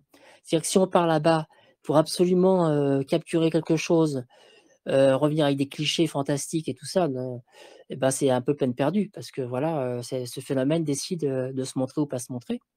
Par contre, si on y va vraiment avec un cœur pur, avec vraiment l'envie de créer une connexion spirituelle, là, il y a beaucoup plus de chances que quelque chose se produise. Parce que moi, je reste persuadé que ce phénomène est capable de lire en nous, et donc est capable donc de décider s'il se montre ou pas, quoi, voilà. Eux aussi, ils ont leur libre arbitre. Alors, je vais vous donner la réponse du petit suspense que j'ai lancé tout à l'heure. Que pense le contacté pléiadien Cobra à propos justement de ces crop circles? Donc, la question est la suivante. Donc, pourquoi, qui lui est posée dans un vieil entretien, pourquoi les crop circles doivent-ils apparaître à l'ouest, en particulier à Avebury en Angleterre? Donc, je pense que c'est une des zones dans laquelle tu étais. Donc, il y a des pierres dressées, notamment à Avebury. Alors, on n'est pas très loin, c'est pas tout à fait le même secteur que Stonehenge non plus, mais on n'en est pas très loin. Et donc, la réponse qu'il nous donne, c'est il y a un très, je dirais, fort vortex d'énergie dans cette partie de l'Angleterre qui permet la manifestation des vaisseaux pléiadiens qui créent ces crop circles. Il enchaîne l'intervieweur sur une autre question. Oui, je n'ai jamais vu de crop circle, un vrai, à Taïwan ou en Chine. Et Cobra répond, ils se produisent, mais ils ne sont pas aussi fréquents qu'en Angleterre. Donc voilà, la vision de Cobra, c'est que ce sont, en fait, alors peut-être que les boules de lumière, je ne sais pas, peut-être que ce sont juste des espèces de drones de lumière qui viennent participer à la création de des drones de galactiques qui viennent participer à la création de ces crops. Mais en tout cas, il prétend que c'est la manifestation de vaisseaux pléiadiens qui permettent de créer ces crop circles. Voilà, je ne sais pas ce que tu en penses. Est-ce que tu sens une connexion particulière avec les pléiadiens, Laurine? Là, comme ça, je ne peux pas dire parce qu'en fin de compte, l'identité des créateurs, moi je sais que ce sont des stellaires. Après, par rapport à la définition de leur point d'origine, c'est pas évident parce que moi, je n'ai jamais vraiment eu de contact rapproché, enfin avec une communication. J'ai eu des contacts visuels avec des êtres, mais qui avaient des formes qui étaient vraiment très étranges. Ils échappaient un peu à un modèle de la vision humanoïde qu'on a. Moi, des fois, ils ressemblaient plutôt à des petits animaux qu'à des êtres, voilà. Il y avait des choses comme ça. Après, la signature, oui, elle est tout à fait possible qu'elle soit pléiadienne. Il y a eu des témoignages même de policiers qui ont vu aussi des êtres assez grands, comment passer comme ça dans les champs en pleine nuit, et qui était anormalement grand, et qui faisait des bonds comme ça à travers les champs. Et le policier, il était loin d'être un huluberlu, quoi, voilà. Donc je pense qu'il y a même plusieurs espèces, plusieurs stellaires, plusieurs styles de stellaires qui viennent sur place. Après, voilà, ce qui est certain, c'est que oui, le coup d'Avebury, ça je partage aussi. C'est vrai que Avebury, par rapport à Silbury où je me trouvais, c'est à peine 1 kilomètre, hein. Moi, je l'ai fait à pied, c'est tout à côté. Il y a une petite rivière qui passe à côté, il y a les pierres dressées à Avebury Avenue, ouais, donc oui, oui, c'est tout à fait possible, et je reviens aussi justement sur la connexion avec le site de Sidonia. Il faut savoir que le crop circle qui m'a attiré en premier vers ce phénomène, c'est en fin de compte un crop circle qui est apparu à Barbary Castle le 17 juillet 91, et il y en avait aussi un autre qui est apparu à Silbury le 27 juillet 91, et pareil, il montrait cette connexion entre Sidonia, Avebury, Glastonbury, Stonehenge. Et ce qui était étonnant, c'est que le crop circle qui apparaissait donnait en fin de compte des indications sur le moyen de comprendre cette échelle. Donc il y avait un angle particulier, je crois que c'était 19 degrés 47, un truc comme ça. En fin de compte, c'était comme si on nous donnait la notice pour décrypter le message, quoi, voilà. Et d'après les chercheurs qui ont travaillé sur ce fait précis, donc c'était, je crois, Richard Hoagland et David Percy en 96 qui ont révélé un peu la chose. Ils avaient l'air de dire que sur le site de Sidonia, donc sur Mars, il y avait la reproduction exacte d'Avebury, de Silbury Hill, le tumulus de Silbury Hill, dans cette échelle-là, quoi, voilà. Et que la connexion entre Mars et la Terre était faite par ça, quoi. C'était un peu comme si que Avebury et Silbury Hill étaient la maquette terrestre d'un site qui était déjà existant, bien plus ancien, qui était présent sur Mars, quoi. Donc ça, c'est très intéressant. Si on pense à ça et qu'en plus on rapporte à ça la corrélation d'Orion, qui était une théorie qui avait été mise au public, qui avait été révélée au public par Robert Bauval, qui était un ingénieur civil, pareil, bon ben, qui avait un rapport avec les pyramides d'Égypte et tout ça, et toutes les civilisations, tous les grands temples à travers le monde.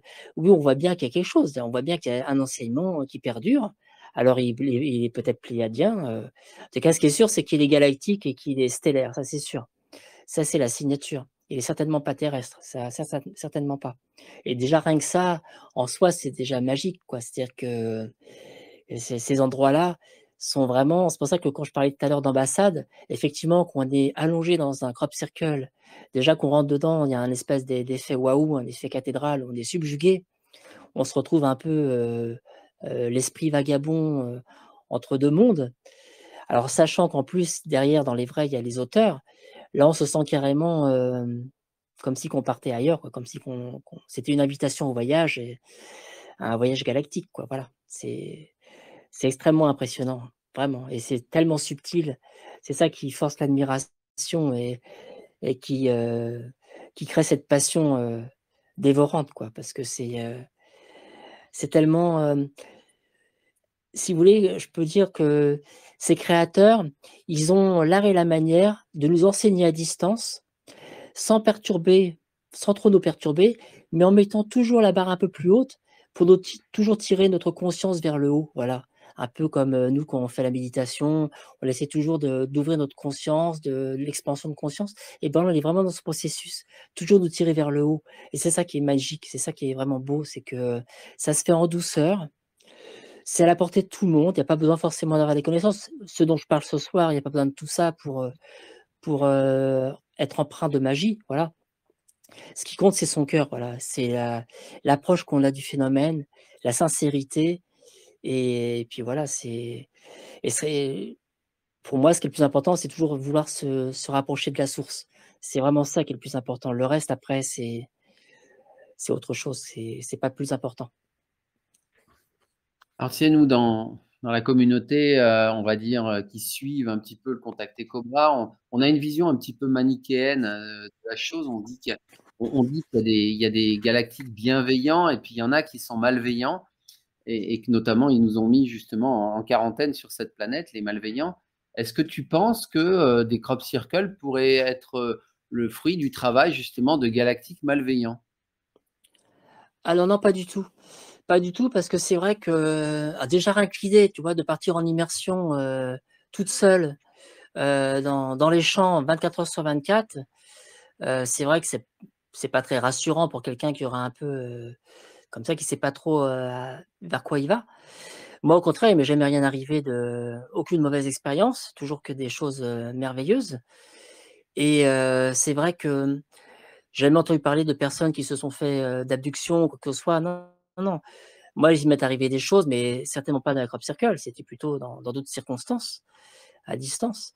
Mais non, non, là, c'est vraiment, je pense que c'est vraiment des enseignants, vraiment des enseignants. Ils sont pas là pour nous faire du mal, pas du tout. Ils sont au contraire là pour nous éveiller et mettre l'accent justement sur la divulgation progressive et faire que ils sont, ils essaient de toujours nous rapprocher et justement ne pas induire de fausses lumières dans les consciences qui sont en quête de vérité, mais au contraire permettre aux gens d'élever leur conscience, de les ouvrir davantage et d'y trouver matière à réflexion, tout simplement, retrouver sa place, parce que c'est pareil, il y a plein de choses qui sont évoquées par les crop circles. La cosmologie qu'on retrouve dans la thématique, ce sont des choses aussi qui permettent de retrouver sa place dans l'univers. Voilà, puis de savoir qu'on est tous unis, qu'on est tous reliés, c'est l'unité qui domine, voilà, et qu'on n'est pas seul, qu'on est guidé. C'est ça qui est très important.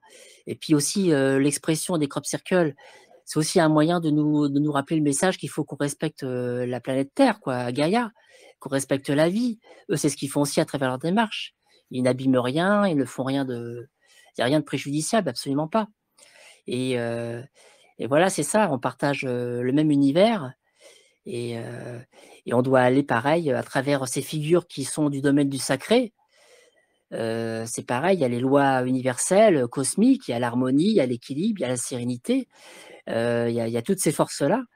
Ça sert à ça en fin de compte. Et c'est vraiment un enseignement. Pour moi, c'est vraiment un enseignement cosmique qui est véhiculé à travers les vrais crop circles. Oui, et peut-être aussi un début d'initiation. Alors, bon, en tout cas, s'il n'y a pas de galactiques positifs négatifs, pardon, qui sont à l'origine de ces crops, il y a bien des humains avec des intentions malignes et négatives qui, eux, essayent de faire des faux crop circles, comme on l'a déjà dit. Bref. Alors, est-ce que nos auditeurs, là, on est 73 personnes actuellement là sur le salon vocal. Est-ce que parmi donc nos auditeurs, y aurait-il quelqu'un? Ah, je vois que Gérard a activé son micro. Vas-y, Gérard, Oui, vous souhaitez oui, parler? oui, oui. On sait que les sites sacrés qu'il y a sur notre planète sont en relation en créant une trame énergétique.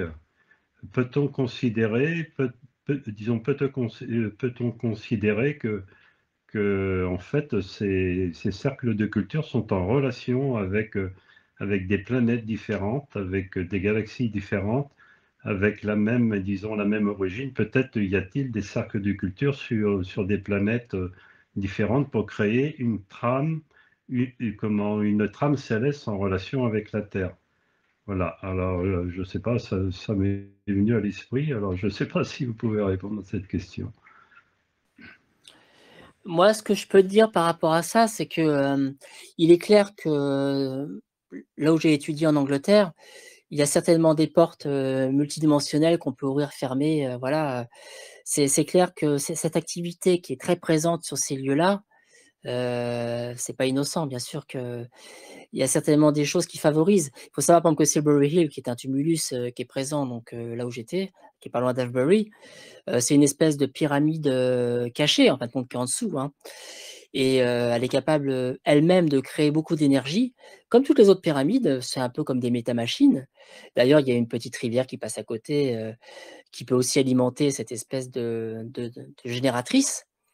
Moi, j'ai vu, pareil, je suis monté au sommet de cette colline, enfin de cette pyramide, et effectivement, alors que mon matériel marchait parfaitement bien, les seules fois où je suis monté heu, sur ce tumulus, tout est tombé en panne. Voilà, parce qu'il y avait de l'énergie qui était là.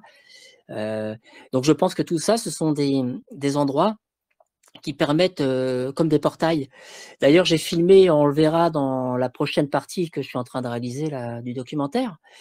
Bon, après, ce sont des petits films qui durent quelques instants parce que ce sont des images que j'ai réussi à filmer, mais pareil, moi, je n'allais pas là-bas pour spécialement ramener ce genre d'images. Donc, c'est pas des images haute définition, c'est pas des images où il y a un plan fixe qui reste comme ça, où je filme pendant 10 minutes. Ce sont des images qui durent quelques instants, c'est très furtif comme le phénomène. Et on voit bien une espèce de boule chromée qui apparaît au sommet de Silbury Hill et qui disparaît aussi vite. Et souvent, d'ailleurs, les objets qui apparaissent, ça, c'est aussi quelque chose que j'ai repéré, ce sont souvent des objets qui se divisent, qui se matérialisent, et qui sont des fois plusieurs, qui après deviennent qu'un seul objet, et après se redivisent à nouveau et disparaissent comme ça. Voilà, donc il y a matérialisation, dématérialisation, et les boules de lumière font pareil aussi. Des fois, une boule peut devenir deux, et inversement. Donc on voit bien qu'il y a quelque chose de multidimensionnel. Les êtres, c'est pareil. Les êtres que j'ai pu voir proches soit dans les figures ou pas loin des figures, c'est pareil. Ils semblaient toujours un peu entre deux réalités. Donc je pense vraiment, c'est ça, que c'est une zone qui permet ce genre de manifestation.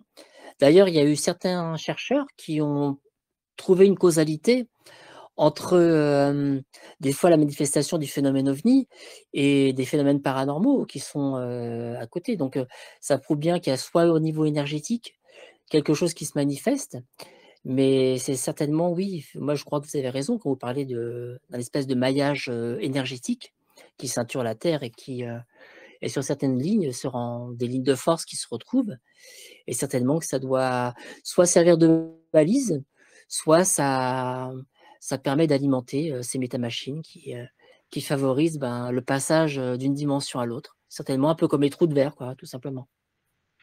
D'accord.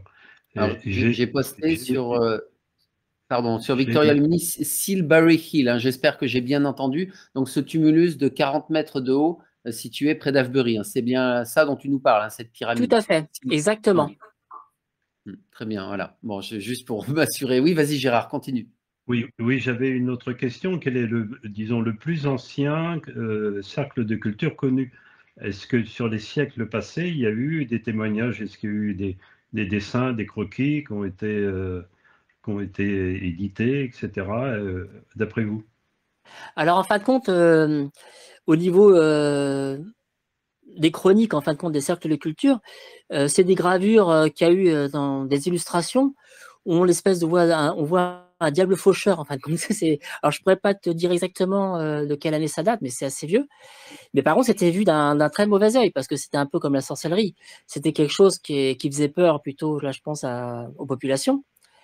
Et c'était vu comme quelque chose qui avait un lien, là, cette fois-ci, plutôt avec la sorcellerie, avec quelque chose de maléfique. À quelle On ne date voyait ça pas du alors? tout cette dimension spirituelle. Mais, Ça se fait mais quelle période d'après toi? je ne sais pas, là, je ne voudrais pas dire de bêtises, donc je préfère ne rien dire que raconter des En gros, bêtises. Mais il me semble. c'était assez vieux. Et d'ailleurs, je pense d'ailleurs que les gens ne devaient pas trop en parler à l'époque parce que ça faisait peur. Mais on appelait ça, en fin de compte, le diable faucheur. À l'époque, ça s'appelait comme ça, le diable faucheur. On faisait allusion à ça. Voilà, c'était des manifestations. Et c'était encore à l'époque, il n'y avait pas cette élaboration, cette sophistication comme maintenant. C'était uniquement des cercles simples. Et, on était très très loin des figures actuelles. Il faut vraiment savoir, ça j'insiste dessus, que tout s'est complexifié dans les années 90. Avant, c'était des cercles assez simples, reliés les uns aux autres, mais c'était pas du tout complexe comme maintenant. Il n'y avait pas cette dominante comme ça, cette thématique, on va dire, cosmique, tout ça, quoi. Il n'y avait pas tout ça, quoi. C'était beaucoup plus simple. Donc en fait, on peut considérer que ça peut être un enseignement alors. C'est un enseignement de la population parce que c'est le moment opportun pour la planète, pour la galaxie, que la Terre soit donc en relation vibratoire assez élevée. Donc c'est un changement de conscience. Donc peut-être que c'est une élévation de notre conscience, qu'on puisse, disons, qu'on puisse comprendre un petit peu ce qui se passe et qu'on est vraiment, en fait, on n'est pas seul par rapport à l'univers, évidemment, mais euh, en fait, c'est pour bousculer nos croyances Tout à figées. fait. Hein.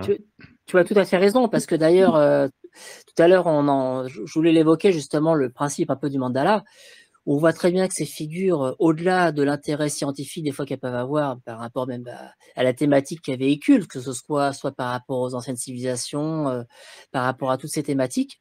Il y a aussi le fait que les ondes de forme qu'elles peuvent créer par leur propre énergie qu'elles produisent, elles sont capables justement d'influencer la conscience humaine.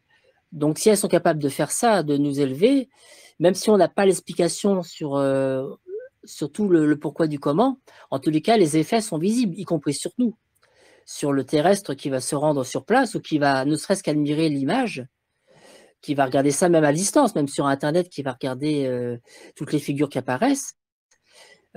Ça agit sur notre conscience, ne serait-ce qu'au niveau visuel, ça fait quelque chose. C'est comme l'effet d'un mandala, ça invite à la méditation, ça invite au questionnement. C'est quelque chose, voilà, ça invite au questionnement. Ça, c'est sûr. Après, tout le monde y trouve aussi en fonction de ses propres centres d'intérêt. C'est ça qui est important, c'est qu'un physicien va s'intéresser à tout ce qui est physique là-dedans. Un astronome, il va essayer de s'intéresser sur tout ce qui peut se rapprocher de sa spécialité. En fin de compte, tout le monde va y trouver son compte. Ce qui est important surtout, c'est ça, c'est que ça crée une résonance dans l'humanité, une résonance. Et vraiment, là où c'est réussi, c'est quand nous-mêmes, on arrive à se mettre en résonance avec ça, on arrive à vibrer de la même manière. Et là, dans ces moments-là, c'est là où la magie intervient. On se sent unis entre terre et ciel avec tout ça. Et là, on n'est plus sur terre, on n'est plus dans le ciel, on est entre deux mondes. Quand je parlais d'ambassade, c'est vraiment ça. On se sent entre deux mondes et c'est assez incroyable. Moi, je sais que j'ai beaucoup travaillé sur les états de conscience modifiés. Quand j'étais là-bas en Angleterre, j'ai ressenti des choses incroyables, quoi. C'est vraiment, on se sent ailleurs, on se sent en dehors du temps, vraiment en dehors du temps. C'est pas un missing time, hein, mais on se sent vraiment en dehors du temps.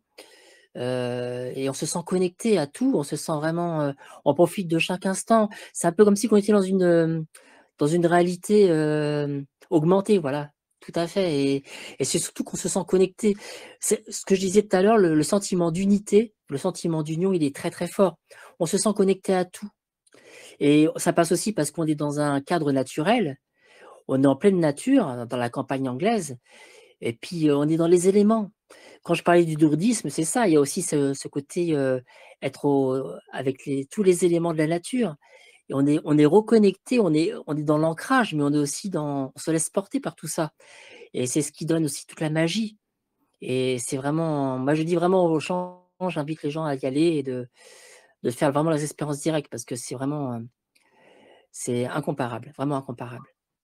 Alors justement, si on veut y aller, quand est-ce que commence la saison des crops? Alors j'imagine qu'il y a eu une moisson 2022 et j'espère qu'il y aura une moisson 2023. Donc pour ceux qui souhaiteraient y aller, alors malheureusement maintenant ça fait plus partie de la communauté européenne, l'Angleterre, mais pour ceux qui veulent y aller, quand est-ce qu'ils doivent réserver leur voyage? Alors, il faut mieux réserver à l'avance parce que moi, je sais que quand je suis parti, j'avais pris le ferry. Donc, j'étais parti de Dieppe et j'étais arrivé à New Haven. Et après, j'ai fait tout. Là-bas, il faut savoir que les autoroutes sont gratuites. Donc, j'avais pris les autoroutes. Je suis passé d'abord par Stonehenge parce que je voulais absolument passer là-bas, passer une nuit à Stonehenge, voir une nuit étoilée. C'était la plus belle nuit de ma vie. C'était à Stonehenge. C'était vraiment magique. Et j'étais seul, hein, c'était en pleine nuit. Et après, découvrir le site sur le matin, quand la brume s'est levée. Alors, le mieux, c'était de réserver, oui, longtemps à l'avance pour que les billets soient moins chers. Et bon, moi, j'avais préféré y aller avec ma voiture personnelle. Donc, j'ai pris le bateau. Alors après, il faut savoir que les premières formations commencent souvent à partir du mois d'avril. Mais le pic vraiment où il y a le plus de formations, c'est juillet-août, hein, c'est là où il y en a le plus. Ça commence un peu avant. Bon, après, pareil, là, ce qu'on ne peut pas savoir, là où il y a un grand point d'interrogation, c'est sur la concentration de vrai. Parce que voilà, tant qu'on n'est pas dans le crop circle, on ne peut pas savoir si on a affaire à un vrai ou un faux. Ça, pour faire la distinction, il faut être dedans. Pour justement voir tous les signes, toutes les caractéristiques, voir si elles correspondent à un vrai ou un faux. Ça, malheureusement, il n'y a que sur place qu'on peut le savoir. Mais sinon, oui, la saison, elle commence à partir du mois d'avril. Ça commence à partir du mois d'avril. Mais bon, les gens qui veulent vraiment aller là-bas, c'est entre juillet et août. C'est là qu'on profite le plus. Tu sais, dans notre tribu, on va dire, on parle assez régulièrement d'un grand événement, un grand point de bascule qui va permettre enfin de nous débarrasser de toute cette cabale là qui nous oppresse et qui nous pousse à la guerre un petit peu partout dans le monde. On appelle ça donc l'événement ou the event en anglais avec un E majuscule.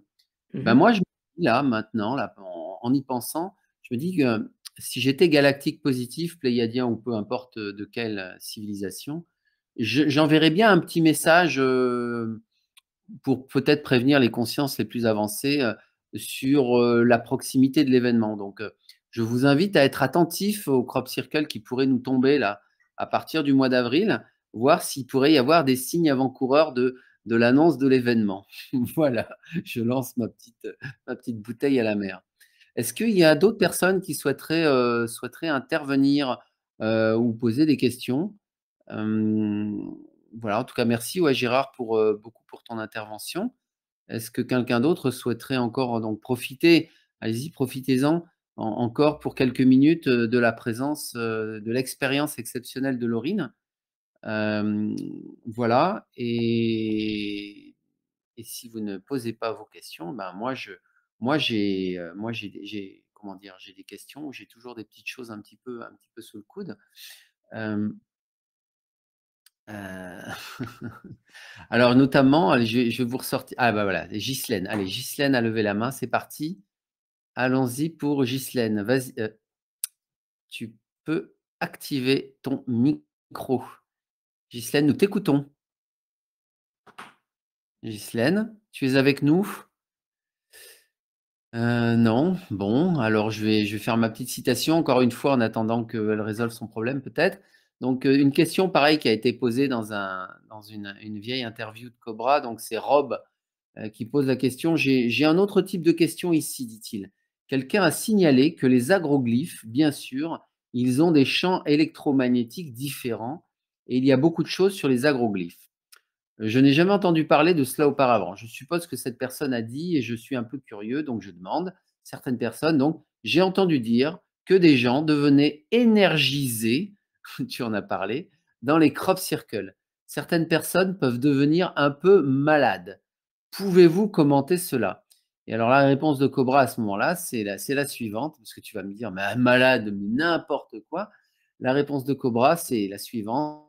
Parfois, ces fortes énergies, les crop circles, peuvent avoir un effet détoxémiant, désintoxicant, dites-le comme vous voulez. Les toxines peuvent quitter les émotions, le corps physique, l'esprit.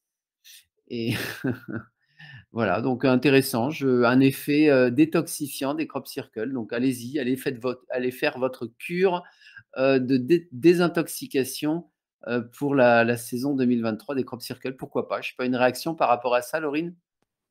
Oui, bah, je pense que c'est tout à fait juste, hein.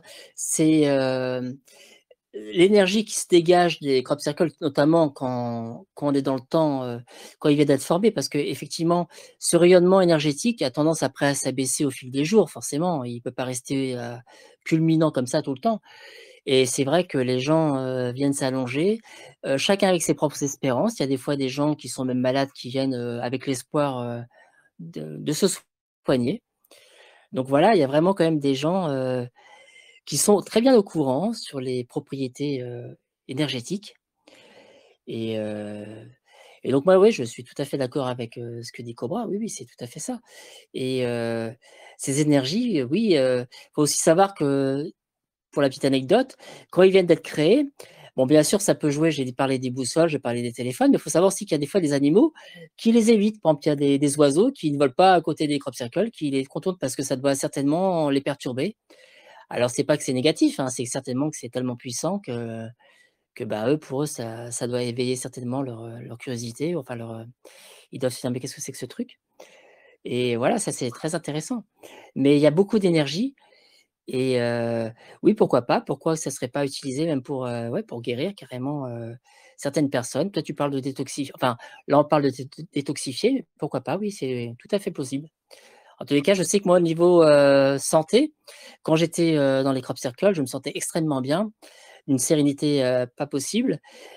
Beaucoup moins de fatigue aussi, très peu fatigué, on dort beaucoup moins. On est vraiment, je pense qu'on si on arrive à capter cette énergie, on s'en imprègne et c'est quelque chose qui peut peut-être nous nourrir quelque part. Très bien. Par rapport aux oiseaux, je réagis peut-être. En fait, les oiseaux, dit-on, ont des particules de magnétite, justement, qui leur permettent de s'orienter par rapport au champ magnétique terrestre. Tu parlais de phénomènes électromagnétiques, d'énergie plasma, atmosphérique. Peut-être que, justement, ça peut éventuellement perturber leur système de navigation. Moi, c'est Tout ce à que fait. j'aurais envie de dire. Mais tu as tout à fait raison, je pense que c'est complètement ça. C'est quelque chose qui doit venir les perturber parce que oui, ça doit se mettre en résonance avec leur magnétisme qu'ils ont eux déjà naturellement pour leur orientation. Donc ça doit les perturber fortement, même si c'est quelque chose qui n'est pas induit volontairement. Voilà. Je vois que Ghislaine a réussi à activer son micro. Vas-y, Ghislaine, nous t'écoutons. Oui, j'ai fait une fausse manip tout à l'heure. Oui, je confirme ce que je viens d'entendre par Lorraine et par toi, Hervé. C'est-à-dire que j'ai rencontré, moi, lors d'une conférence à Nantes, Umberto Molinaro, il y a déjà quelques années, il y a bien plus de 10 ans, qui en parlait très bien puisqu'il a écrit. Et dernièrement, je viens de voir d'ailleurs une vidéo sur Google, une dernière vidéo avec un très très beau encore crop circle là, qu'il commente. Et ce qui est bien, c'est qu'il explique aussi la symbolique. Il raconte le message. Il en dit plus sur les messages. Et c'est ça que je trouve très intéressant. Alors ouais, c'est ce que je disais tout à l'heure. En fait, Umberto Molinaro, il fait un décodage. Alors, en fait, il est scientifique de formation et donc il admet lui-même. Oui.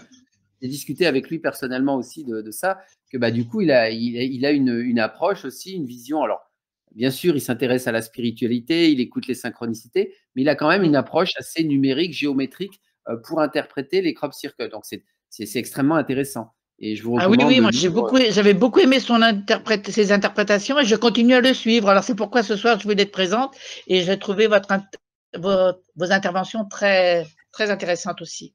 Notamment par rapport aux guérisons, là. C'est la plupart, et je connais des gens qui sont allés à Stonehenge et ailleurs, qui les ont vus, qui sont allés dans les crop circles et qui en sont revenus, qui ont envie d'y retourner. Hein. C'est un peu comme Lourdes, finalement. On y va un petit peu comme on irait au pèlerinage à Lourdes. Oui. Alors, oui, donc, je disais, bah, justement, là, par rapport à l'interprétation, donc voilà, donc bah, je vous conseille les livres, effectivement, d'Umberto Molinaro ou ses vidéos.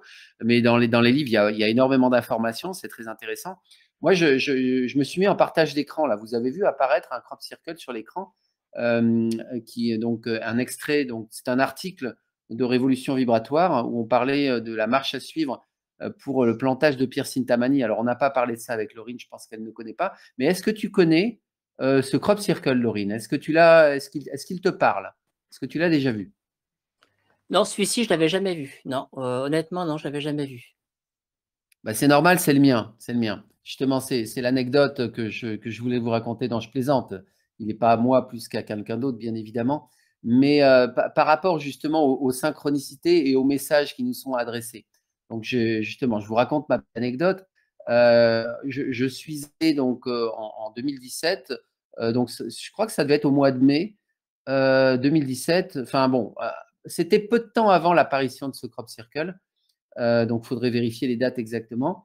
Dans la ville de Barcelone, avec une mission particulière. Donc, nous, on est un petit peu perché, mais un peu comme toi, Laurine. Hein, on fait des choses un peu différentes, mais on est quand même très perché aussi. Et notamment, on enterre des pierres magiques qui s'appellent des pierres de Sintamani.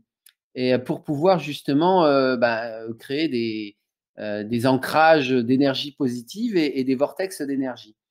Et donc, on a créé ce qu'on appelle une fleur de vie. Donc, une fleur de vie, un petit peu comme ce que vous voyez à l'écran. Hein, ça ressemble un petit peu à une fleur, vous le voyez, dans la ville de Barcelone. Donc, on a enterré en tout et pour tout 7 pierres. Donc, un hexagone centré. Donc, on a 7 sommets dans un hexagone. Et en plus de ça, 6 sommets dans un hexagone. Et en plus de ça, donc, on a un centre. Donc, c'est un hexagone centré. Donc, on a enterré 7 pierres. Et en même temps, quand on enterrait ces pierres, on se disait, oh, ça aurait été quand même sympa d'avoir un petit message des galactiques pour nous remercier de notre mission de lumière, d'avoir enterré ces pierres pour redynamiser la ville de Barcelone. Ce serait quand même sympa. Et puis en même temps qu'on se disait ça, on se disait, ouais, mais il paraît que ça crée un vortex d'énergie d'enterrer des pierres de Sintamani en hexagone centré, donc en fleur de vie. Mais il y a un vortex montant et en même temps un vortex descendant, mais j'ai du mal à voir. Je ne comprends pas très bien ce que c'est que cette histoire de vortex montant et de vortex descendant. On s'est posé toutes ces questions, on a regardé le ciel avec beaucoup d'attention au-dessus de la Sagrada Familia et on s'est dit, bon, zut, cette fois-ci, il n'y a pas d'apparition d'OVNI, rien pour venir nous remercier de notre travail. Et c'est après, quelques jours après être rentré justement de Barcelone, qu'on a vu apparaître ce crop. Et là, je me suis dit, mais c'est pas possible, un crop qui représente exactement le travail que nous venions d'effectuer sur Barcelone, donc le plantage de pierre cintamani en forme de fleur de vie, sur lequel est imprimé alors il faut le voir, hein, mais en réalité, c'est un double vortex. Vous avez imprimé un vortex montant et un vortex descendant, donc qui s'inscrit à partir donc de la pierre centrale et les pierres périphériques. Et là, j'étais tellement heureux de voir ce crop circle, de voir la réponse aux questions que je m'étais posées. Donc, merci les Pléiadiens, ils nous avaient envoyé la réponse qu'on se posait. Et j'en ai appelé Umberto Molinaro justement pour justement en discuter avec lui. Et c'est là qu'il m'a parlé de ça, de ces messages, de ces synchronicités, de la façon dont finalement les crop circles pouvaient communiquer avec nous lorsqu'on avait une intention particulière, des questions particulières. Et voilà, je lui ai raconté cette anecdote. Je ne sais pas s'il l'a reprise par ailleurs, mais en tout cas, c'est lui qui m'a donné cette interprétation justement du double vortex imbriqué qui était matérialisé à travers ce dessin. Donc voilà, c'est l'anecdote que je voulais vous raconter. Moi, je la trouve plutôt sympatoche. Et c'est mon expérience avec les crop circles. Malheureusement, j'en ai pas beaucoup plus d'expérience, mais en tout cas, celle-là, elle est bien présente. Donc voilà, je ne sais pas si tu veux réagir, Laurie. Oui, bah, c'est la démonstration que justement la connexion s'est faite et que voilà, à un moment donné, les connexions subtiles peuvent se matérialiser à travers les crop circles. En fin de compte, les crop circles, c'est ni plus ni moins la face la plus visible de tout ce qui est subtil autour de nous. Voilà, c'est une facette, c'est la facette la plus visible des choses, la matérialité, la matérialisation, en fin de compte, de tout ça.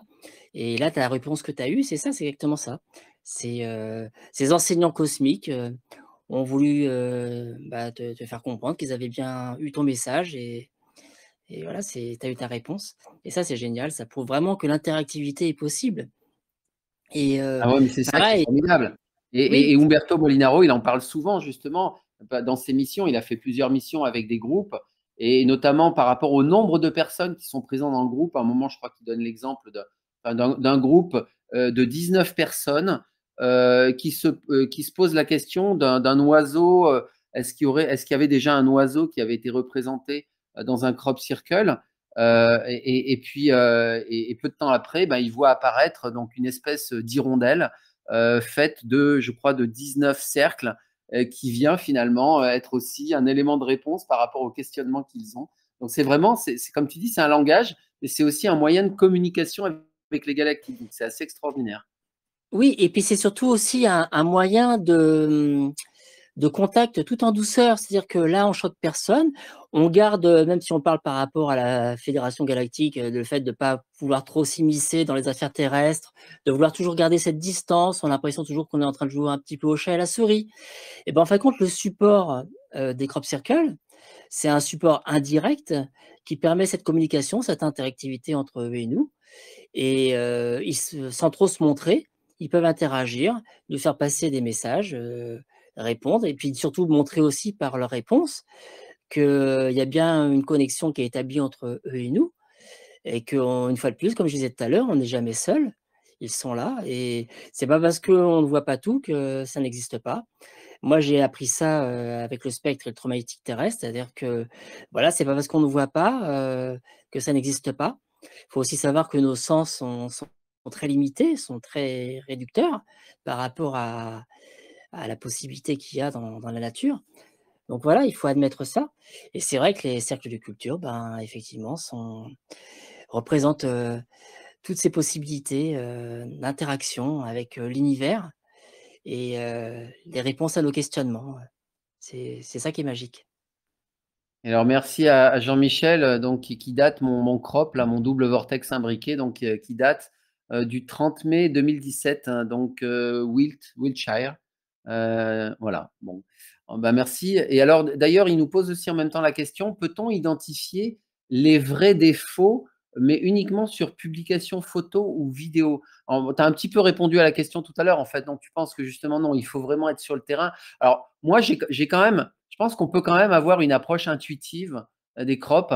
Et notamment, il y en a qui, voilà, qui émanent une harmonie particulière, un niveau vibratoire, hein, j'ai envie de dire, et d'autres qui, enfin, on voit, il y a quand même, dans les faux, il peut y avoir des faux très bien faits, mais dans les faux, il y a quand même des problèmes d'alignement, de symétrie. Enfin, il y a des choses qui sont quand même visibles, moi, j'ai envie de dire, dans les faux.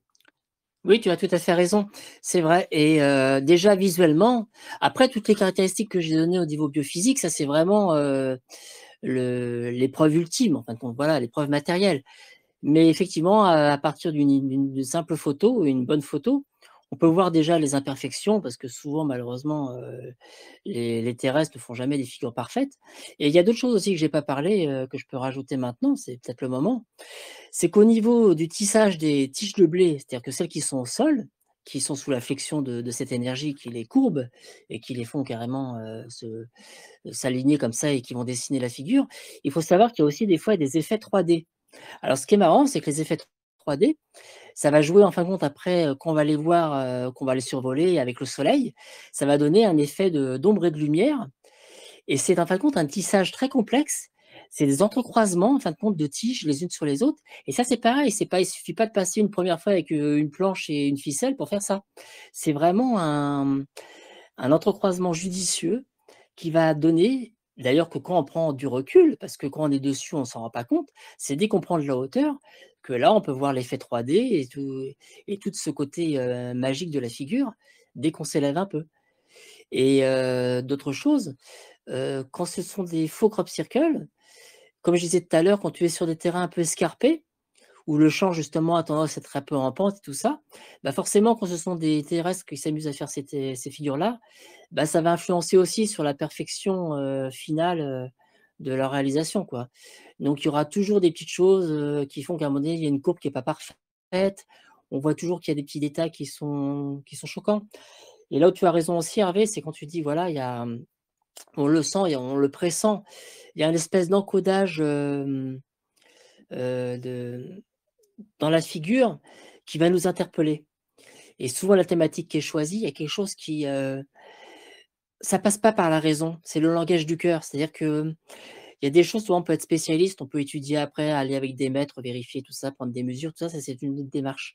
Mais déjà quand tu vois la figure, il y a des choses qui t'interpellent tout de suite, qui résonnent en toi et une fois de plus, tout ça c'est basé surtout sur l'intuitif, sur la résonance, sur cette unité et je pense que tu as raison quand tu dis qu'il y a des thématiques, il y a des figures qui tout de suite, on le ressent au plus profond de soi-même, qui nous, tout de suite, ça nous parle. Et ça, je pense que c'est ça, il faut faire confiance aussi à ça, à cette intuition qu'on a, parce que c'est souvent ça qui est la vérité, quoi, voilà, qui dit juste et pas forcément la raison, avec les raisonnements, des cerveaux, quoi, tu vois? C'est plutôt le langage du cœur. Ouais, tout à fait. Alors, on arrive bientôt là au terme de notre émission, donc bah, j'invite du coup les auditeurs à intervenir. C'est un peu le dernier moment de le faire. Si vous avez une question ou pour une intervention. Et Laurine, moi aussi, je t'invite peut-être à penser à ce que tu n'as peut-être pas pu dire jusqu'à présent et ce que tu aimerais dire. C'est le moment ou jamais avant de mettre un terme à l'enregistrement. Enfin, jamais, peut-être pas jamais. Peut-être que justement, on refera une autre émission. Alors, peut-être pas exactement sur la même thématique. Tu nous as parlé un petit peu des abductions au début. Ça peut être une thématique intéressante, même si je sais que c'est pas forcément facile d'aborder ce genre de sujet. Enfin, nous verrons en tout cas. Voilà, en tout cas, est-ce que donc chez les auditeurs ou chez toi, Laurine, est-ce qu'il y a quelque chose encore, un message important que tu souhaiterais faire passer par rapport à ces crop circles que tu n'as pas pu dire jusqu'à présent? Bah, moi, c'est surtout le fait que voilà, ce que je veux dire, c'est que, comme je disais tout à l'heure, je ne cherche pas à convaincre, ou à justifier quoi que ce soit. D'ailleurs, par rapport à mon documentaire, c'est vrai que toutes les images que j'ai pu ramener, que ce soit des photos ou des vidéos, ça me sert bien aujourd'hui pour illustrer, mes propos. Mais à la rigueur, si je n'avais aucune photo, aucune image, mes propos resteraient les mêmes. C'est vrai que on dira toujours que les documents ne sont jamais des preuves absolues et il faut le reconnaître qu'aujourd'hui, maintenant, même avec l'évolution, de l'informatique, on peut créer, tout ce qu'on veut, par trucage numérique, voilà. Moi, mais mon but, de toute façon, c'est pas de ça, c'est pas de convaincre.